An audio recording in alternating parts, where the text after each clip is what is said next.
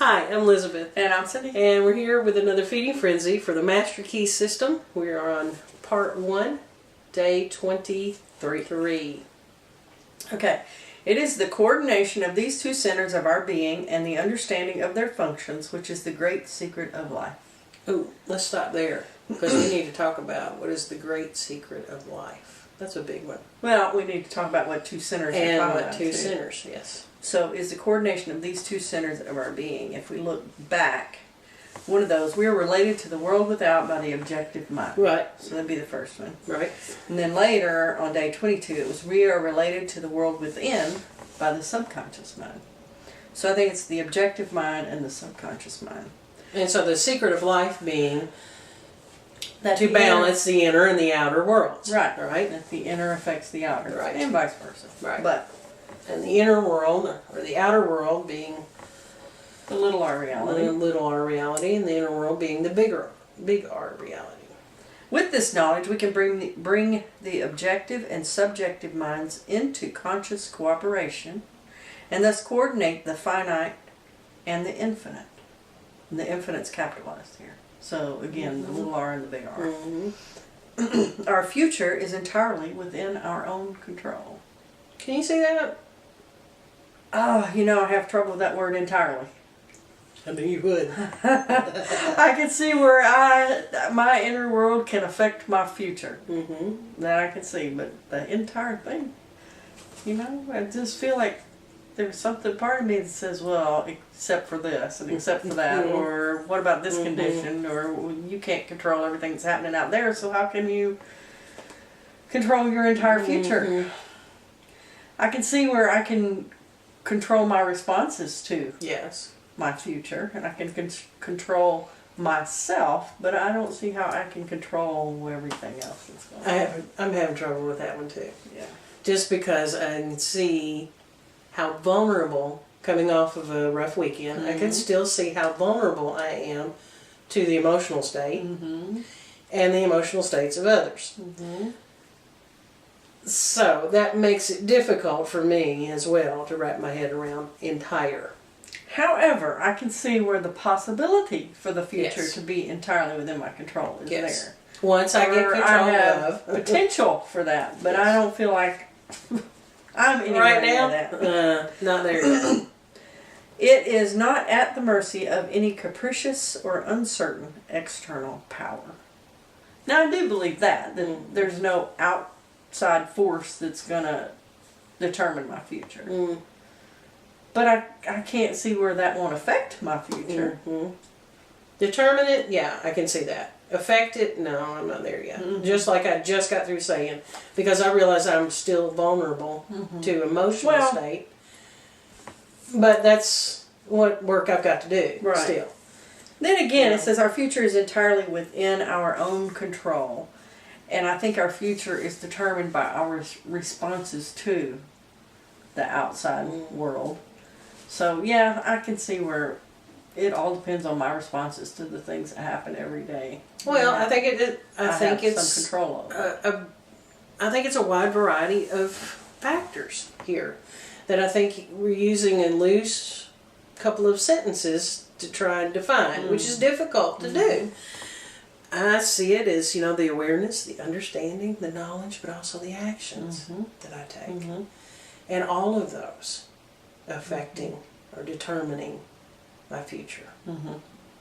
Yeah. Now, can I believe in a possibility where the yin and yang of me is in balance and everything is copacetic and we're all good? Can I believe in that possibility? Sure. Have I reached that zenith yet? No, I'm not there yet. Yeah. But I can believe in the possibility, and I think that's the first step. Yeah. Yeah, I agree. No, agreeing that there is an awareness there. Yeah. So I can be in awareness of it and not be there yet. Yeah. So how is that the great secret of life, though? Knowing about the inner and the outer and the subconscious and the... And how they work with one another in order... Well, you can't balance anything until you learn how to balance. You ever gotten on a bicycle and tried to ride until you figure out how to balance it? You're falling off of it more than you're riding it. You had to figure out the balance before you actually take off. Well, that was the trick to riding the bike. So how do was we do figuring that out then? the balance. How do we do that? How do we figure out both of them? How do we? Well, you don't have a chance in figuring out until you figure out, first of all, that there is an inner world. Right. Okay, I get that. And that it's not made up of just my outer world. I've got to know that there is an inner world too. And then I've got to start working with my inner world and understand how it works before I can figure out the balance. Yeah. Okay. So it just takes practice. I think so. Yeah, Trial absolutely. and error. It's definitely trial and error. It's what it was to be able to ride that bicycle. You can't tell a child this is how you get on and ride the bike. They got to get on it and do it themselves. They got to find their balance. Well, it's the same for us. Mm-hmm. I can't tell you how to live life. You got to find your balance, Mm-hmm. and it's separate from my balance. You know, Mm-hmm. I've got a different body shape, so on a bicycle, you know, my tipping point is going to be off compared to yours. You know, pears are different from bananas. You know, so Gotta be a banana. well, it's better than a pear. You know? I really think they ought to change. This is off subject, but I think I ought to change clothing labels and just put pictures. You know, I could go in and forget looking at the size. I could find the pear section. I'd say, "Oh, look, I know this will fit." Anyway, I have to find my own balance, and that's why there's so many different paths, because you got to find your balance. I can't give it to you. I can't even explain how you get there, because you've got to figure out what your inner world looks like, and I got to figure out what my inner world looks like, and what works for me doesn't necessarily work for you. Okay. I think there's a balance in everything, and it's the secret to figuring out the balance between the in here, the emotional state that I have, and the ego, and all of the filters and everything that I've put in between this inner world and my outer world. I figure out how that works in concert with one another, then I've figured out my balance. Mm-hmm. Good. You know? Yeah. I certainly can't let go of the handlebars until I figure out that balance. Mm-hmm. Look, mono hands. So it's easier for me to let go and let God once I find a balance. It's easier. Yeah. Not saying I can't. I do it occasionally wobbly. Okay, God, we'll let you have this. You know? Just like I did the first couple of times I let go of the bicycle handles. I did it wobbly, but I still did it. It gave me courage to know I can do it the next time. Well, I think it's the same.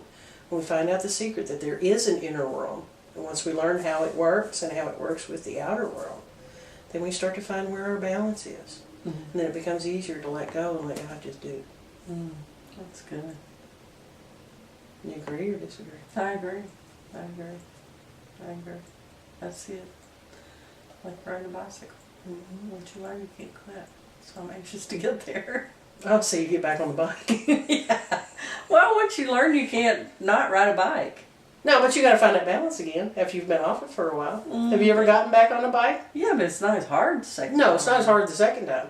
No. No, it's one of those things once you It's learn. another you good learn. illustration that you can't unlearn what you've already learned. Yeah, you can't move backwards. Once you know something, you're responsible for it. Maybe we ought to quit. That's good stuff. It was. Stream.